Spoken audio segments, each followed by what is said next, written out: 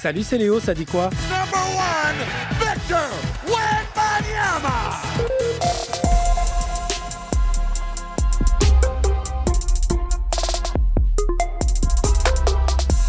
Bah ouais, c'est l'Amérique, ils savent y faire. C'était le premier match du prodige français du basket cette nuit en NBA.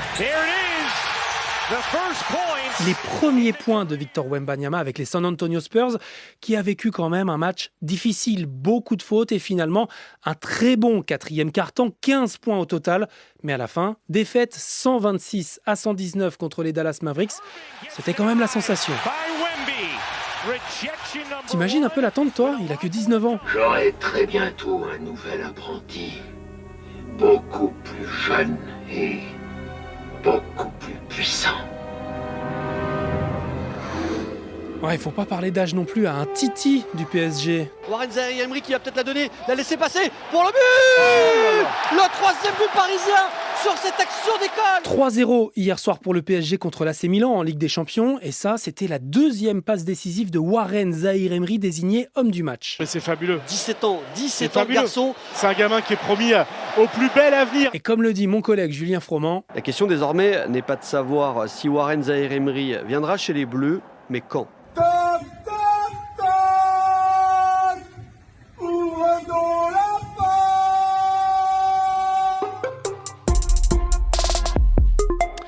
des images qu'on connaît trop bien et dont on se serait bien passé encore une fois ce matin avec cette nouvelle tuerie aux États-Unis. À l'heure où j'enregistre cet épisode, la police de l'État du Maine dénombre au moins 22 morts et plus d'une cinquantaine de blessés dans la ville de Lewiston, au nord de New York sur la côte est. Le tireur est toujours recherché pour le moment. Le bilan toujours provisoire comme au sud des États-Unis. Je te tiendrai aussi au courant dans Ça dit quoi. La ville d'Acapulco au Mexique est coupée du monde après le passage d'un ouragan. Internet coupé, pas d'électricité et donc aucune idée du nombre éventuel de victimes. Les images montrent une ville dévastée par des vents qui ont soufflé à plus de 300 km/h. Emmanuel Macron est de retour en France ce jeudi après sa tournée en Israël, en Jordanie puis en Égypte. Le président qui a annoncé un soutien d'un nouveau genre pour la bande de Gaza, assiégée par Israël depuis l'attaque terroriste du Hamas il y a plus de 2 semaines. Emmanuel Macron a souhaité qu'un navire de notre marine nationale puisse appareiller prochainement pour soutenir les hôpitaux de Gaza. Le Tonnerre est parti hier du port de Toulon. C'est un véritable hôpital flottant qui pourrait accueillir des Palestiniens blessés si Israël est d'accord. Le Hamas compte plus de 17 000 blessés sous les bombardements d'Israël, en plus des 6 500 morts. C'était il y a 4 mois, quasiment jour pour jour, le 27 juin dernier, la mort de Naël, tué par un policier à Nanterre, et les émeutes qui ont suivi. Aujourd'hui, la première ministre Elisabeth Borne doit présenter les réponses du gouvernement. Et selon les informations de France Info, ce sera encore une fois sécuritaire sans se tourner vers l'origine des émeutes et ce qui les a déclenchées.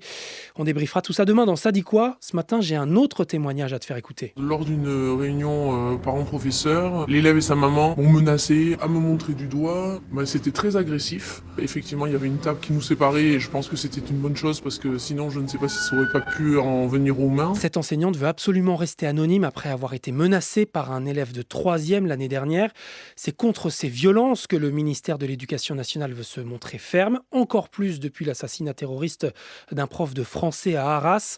Mais sur le terrain, ma collègue de France Info, Noémie Bonin, a rencontré des enseignants qui se sentent malgré tout un peu seuls. C'est le cas pour ce professeur d'un collège de Seine-Saint-Denis. Il y a un mois, il trouve dans sa salle de classe une lettre de menace de mort avec ce message « On va venir chez toi t'égorger ». Il porte plainte immédiatement et contacte le rectorat pour être mis en sécurité quelque part. Il raconte être baladé d'interlocuteur en interlocuteur. Son collègue Colin, représentant du syndicat Sud Éducation, dénonce ce délai. Derrière, effectivement, Gabriel Attal qui dit on protège l'ensemble de nos enseignants menacés de mort. Nous, on se rend compte que pour ce collègue, il n'y a pas eu de protection policière parce qu'elle n'était pas possible. Il n'y a pas eu une prise en compte suffisamment rapide de la situation du point de vue du relogement. Ça aurait pu être mis en place le premier soir, ça a été mis en place au bout de 6 jours. Nous comprenons l'émotion légitime des enseignants, assure le rectorat, qui confirme bien qu'il recevra les enseignants à la rentrée des vacances. Ah là là, ce matin, je suis dégoûté. Qu'est-ce qui t'arrive, bonhomme? Je sais pas, hier, tout le monde a cru que les Daft Punk revenaient pour les JO. Non, pas du tout. Ouais, j'ai vu le directeur artistique de la cérémonie d'ouverture, c'est un peu enflammé. Il explique avoir été mal compris et que finalement, les Daft Punk ont décliné l'invitation. Désolé, fans. Loser, loser, loser, loser.